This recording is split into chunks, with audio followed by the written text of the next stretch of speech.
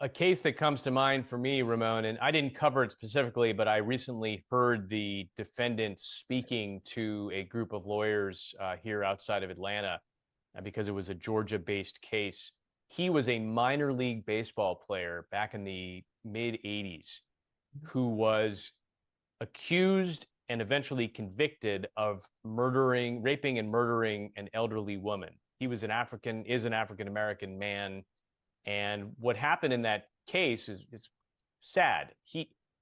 The district attorney and the police in this specific town decided to essentially round up every black man they could find and bring them into the police department for interviews. At Sure. the time of the murder, he was on the mound pitching for this minor league baseball team. Yet the police pinned the case on him. He was ultimately convicted and spent, I want to say, 30 plus years in prison, all the while trying to mount his own case for appeal. He boned up on the law. He spent a lot of time in the law library. He filed his own motion for habeas corpus.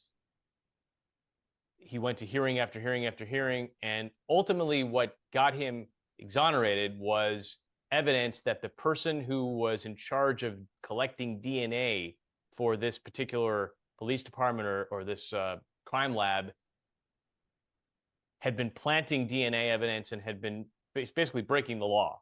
And he was ultimately charged and convicted for doing this. And there were dozens of cases on which he had done this, including this gentleman's.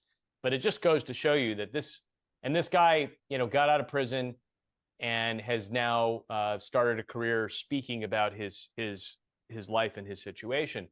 But it really does shine a light on the miscarriages of justice that can and do happen.